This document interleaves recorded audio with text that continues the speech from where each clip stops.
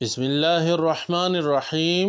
السلام علیکم ورحمۃ اللہ وبرکاتہ۔ جگنو ٹی وی میں خوش آمدید۔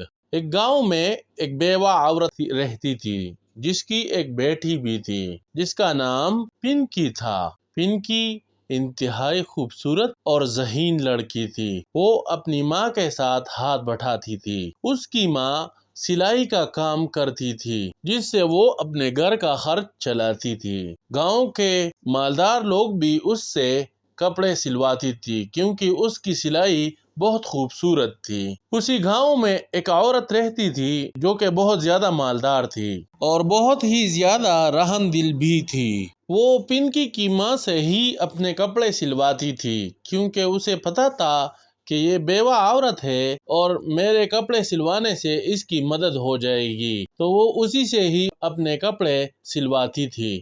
اس کی ایک بیٹی تھی جس کا نام سلمیٰ تھا جو کہ بہت ہی زیادہ مغرور تھی۔ اسے اپنے مال کا بہت ہی زیادہ غرور تھا۔ وہ بہت کام چور تھی جو پنکی کے ساتھ بغض رکھتی تھی۔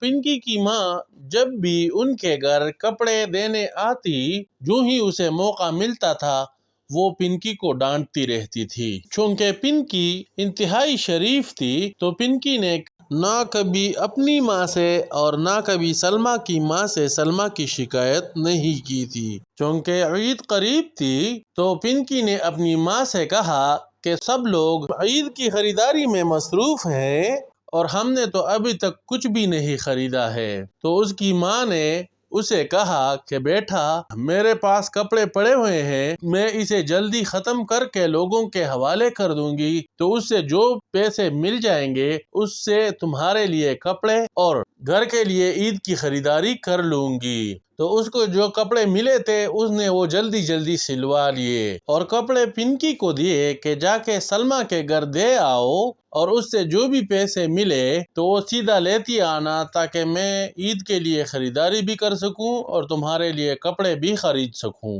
پنکی جو ہی وہ کپڑے لے کر سلمیٰ کے گھر پہنچی تو سلمیٰ کی امی عید کی خریداری کے لیے بازار گئی ہوئی تھی اور سلمیٰ گھر پر اکیلی تھی۔ تو سلمیٰ نے پنکی سے کپڑے لیے اور اس سے کہا کہ میری اماں گھر پر نہیں ہے، جو ہی وہ واپس آ جائے گی تو میں اس سے پیسے لے لوں گی اور تمہارے لیے بھیج دوں گی۔ تو پنکی نے کپڑے اس کے حوالے کیے اور گھر آ گئی۔ اب سلمیٰ کو موقع مل گیا اور اس نے وہ کپڑے جا کے الماری میں چھپا دیے اور جو ہی اس کی امی بازار سے واپس آئی تو سلمیٰ نے اسے کچھ بھی نہ کہا۔ شام تک جب پنکی کی ماں کو پیسے نہیں ملے تو وہ پنکی کو لے کر سلمیٰ کے گھر آئی اور سلمیٰ کی اماں سے کہا کہ باجی، میں نے صبح کپڑے بھیجے تھے، جس کے پیسے باقی ہیں وہ مجھے دے دیں تاکہ میں بچی کے لیے کپڑے خریدوں اور گھر کے لیے عید کی خریداری بھی کر لوں۔ تو سلمیٰ کی ماں نے کہا کہ آپ نے تو مجھے کپڑے بھیجے ہی نہیں ہیں تو میں آپ کو پیسے کیسے دے دوں؟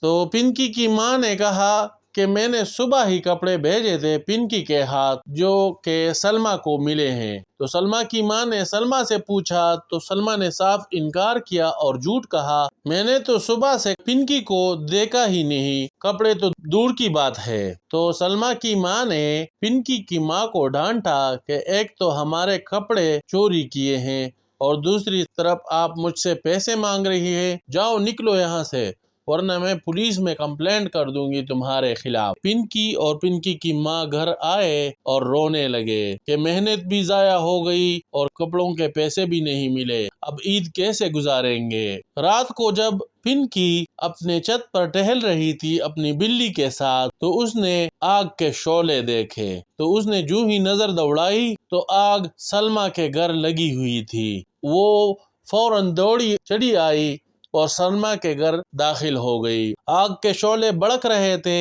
اور سلمیٰ کھڑی رو رہی تھی اور اس کا بھائی سیڑھیوں میں پڑا ہوا رو رہا تھا۔ سلمیٰ ڈر کے مارے اپنے بھائی کو نہیں اٹھا سکتی تھی۔ پنکی نے دلیری سے آگ میں جا کر سلمیٰ کو کھینچتی ہوئی اور اس کے بھائی کو گود میں لیے ہوئی باہر آئی۔ اتنے میں گاؤں کے لوگ بھی جمع ہو گئے اور فائر بریگیڈ کی گاڑی بھی پہنچ گئی۔ وہ آگ بجھا ہی رہے تھے کہ سلمیٰ کی ماں بازار سے پہنچ گئی۔ پنکی نے سلمیٰ کا بھائی سلمیٰ کی ماں کو پکڑایا اور لوگوں نے پنکی کی دلیری کے قصے سلمیٰ کی ماں کو سنائے۔ سلمیٰ نے یہ سب کچھ دیکھا تو وہ بہت شرمندہ ہو گئی اور اس نے اپنی ماں کو ساری کہانی سنائی اور اپنی غلطی کی معافی بھی مانگ لی۔ تو سلمیٰ کی ماں بھی بہت شرمندہ ہو گئی اور صبح انہوں نے کپڑے اور عید کا سامان لے کے پنکی کے گھر چلے گئے اور ان کو عید کا سامان پکڑا دیا اور پنکی کی ماں سے معافی بھی مانگ لی اور ہنسی خوشی اکٹھے عید منائی۔ تو بچوں، زندگی میں کبھی بھی اور کسی موڑ پر بھی جھوٹ بولنا نہیں چاہیے اور کبھی بھی کسی کے ساتھ ظلم نہیں کرنا چاہیے اور نہ کسی کی بد دعا لینی چاہیے۔ اگر آپ کو کہانی پسند آئی ہو تو لائک اور شیئر کرنا نہ بھولیں، اور اگر آپ چینل پر نئے ہیں تو چینل کو سبسکرائب کر کے گھنٹی کے بٹن کو ضرور دبائیں تاکہ ہر نئی آنے والی ویڈیو کا نوٹیفیکیشن سب سے پہلے آپ تک پہنچے۔ اپنا خیال رکھیں۔ السلام علیکم ورحمۃ اللہ وبرکاتہ۔